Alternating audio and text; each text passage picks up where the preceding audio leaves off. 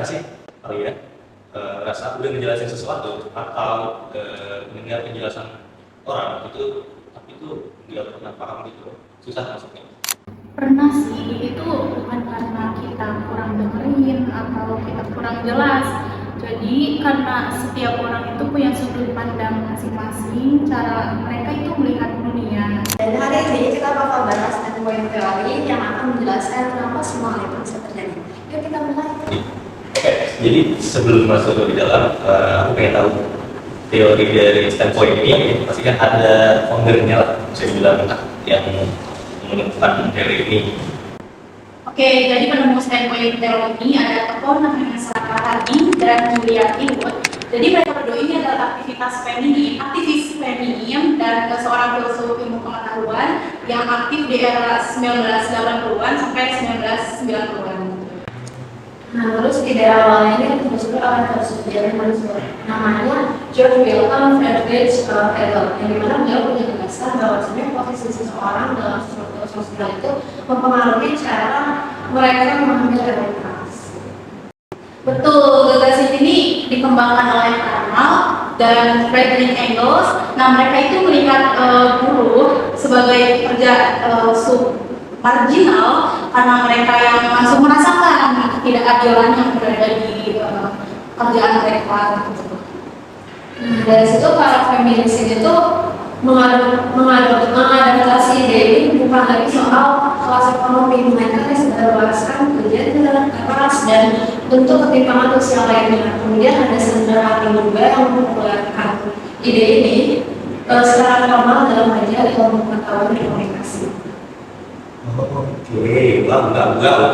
Oke, sekarang kita jadi udah bisa masuk ke pembahasannya ya. Tadi setelah membahas latar belakang dari teori, aku sekarang penasaran kenapa sih teori ini disebut teori sudut pandang. Jadi standpoint teori ini memang ada kata sudut pandangnya itu sendiri. Nah, di sini posisi sosial seseorang di masyarakat itu bisa mempengaruhi sudut pandang atau cara kita melihat dunia gitu maksudnya. Nah, kalau aku melihat teori itu ibaratnya kita pakai kacamata yang dimana kacamata itu didasari oleh pengalaman hidup, usia, gender. Jadi tiap individu itu punya perspektif masing-masing. Nah, kalau jelaskan lebih lengkap lagi, sampai teori ini berangkat dari gagasan bahwasannya pengetahuan dan cara seseorang memahami dunia itu enggak akan benar netral, dimana faktor kayak pengalaman hidup, usia, gender itu sangat mempengaruhi cara kita melihat realitas sosial. Nah, standpoint teori ini juga memberikan perhatian kepada kelompok marginal, karena standpoint teori ini melihat bahwasanya kelompok marginal itu lebih punya pemahaman yang lebih tajam terhadap kebiasaan. Karena menurut teori ini kelompok marginal itu merasakan dampaknya secara langsung dari kebiasaan marginal. Benar, jadi kalau kita masuk ke teori atau konsep penting dari teori ini itu apa aja sih yang harus kita pahami? Nah, jadi ini juga dijelaskan oleh penelitian dari Firmansyah dan rekan-rekannya dari 4 di tahun 2024, yang dimana posisi seseorang dalam masyarakat itu membentuk dan sekaligus membatasi cara mereka memahami manusia. Jadi faktor yang kayak aku udah sebagian tadi kayak pengalaman hidup, usia, gender itu tuh berpengaruh terhadap cara seseorang melihat dunia.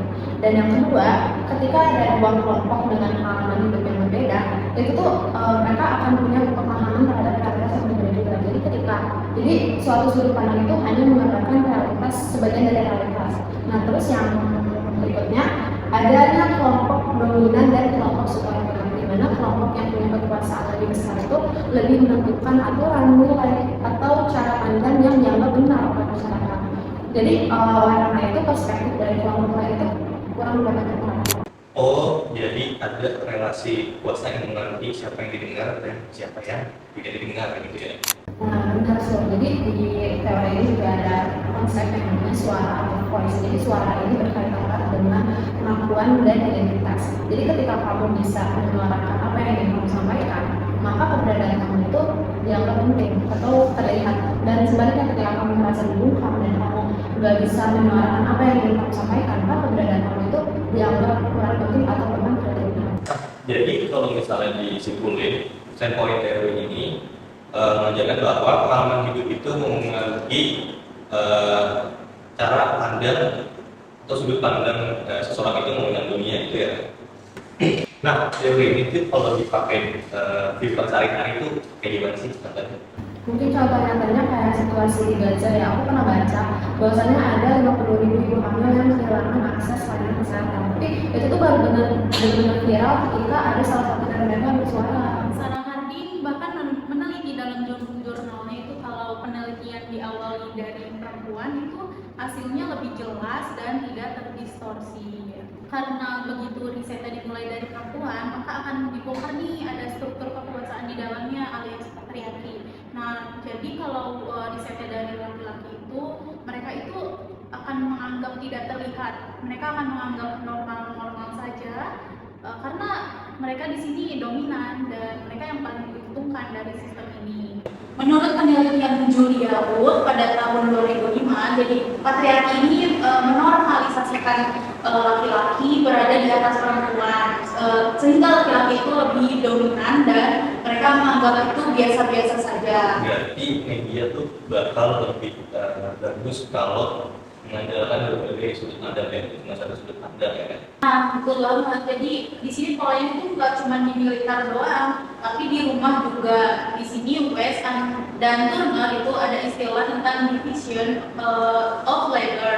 Jadi di sini ada pembagian kerja antara laki-laki dan perempuan secara jenis kelamin. Nah, contoh nyatanya di sini kayak ada pembagian double job atau double burden namanya. Di sini laki-laki kerja 8 jam, terus pulang ke rumah, mereka langsung istirahat. Nah, kalau perempuan, mereka kerja 8 jam, mereka harus urus rumah dulu, kayak bantuin anak kerja PR, siapin makanan, siapin baju buat besok, baru bisa istirahat. Nah, di sini ada mulailah patriarki. Nah, suami udah merasa aku udah bantu kok, tapi di sisi lain si istri kayak mereka harus pulang kerja ngerjain urusan rumah dulu. Nah, standpoint teori ini melihat dari sisi ketidakadilan itu kita harus melihat dan mendengarkan sendiri gitu. Dari standpoint teori ini mengajarkan kita tentang komunikasi yang adil itu harus langsung didengarkan dan dilihat langsung, bukan dari menebak-nebak posisi kita yang enak di mana gitu. Berarti singkatnya teori itu mengajak kita untuk buka telinga dan mata terdengar ya kan? Kasih ruang buat kelompok-kelompok marginal yang sebelumnya belum pernah didengar. Oh, paham. Tapi teori ini sebenarnya ada minusnya juga kan pasti. Ada kritik yang paling sering diomongin sama orang tentang teori ini, yaitu teori ini lebih condong membicarakan hal-hal tentang perempuan doang atau bisa disebut dengan feminis standpoint kecenderungan. Tapi kan bukan cuma soal gender, di sini bisa tentang ras, status sosial atau disabilitas. Kritik selanjutnya yaitu masih dualisme teori ini. Jadi ada pengetahuan subjektif dari kelompok yang tertindas. Nah, mereka itu punya pengalaman yang lebih valid dan jelas, sehingga disebutlah namanya kebenaran objektif. Oke, berarti jadi pengalaman pribadi itu bisa jadi kebenaran umum juga ya, karena kan fakta itu objektif gitu tadi, seperti yang kami bilang. Nah, jadi yang juga semua kita bahas hari ini itu teori standpoint ini berarti mengajarkan kita untuk mendengarkan dulu gitu kan, mendengarkan orang lain terlebih dahulu tanpa menghakiminya. Benar. Karena pengalaman orang lain terlebih kelompok yang terpinggirkan itu bisa jadi kacamata baru buat kita supaya kita bisa memahami realitas di sekitar kita gitu.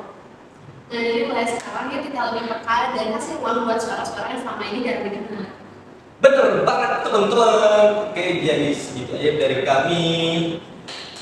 See you again guys, bye.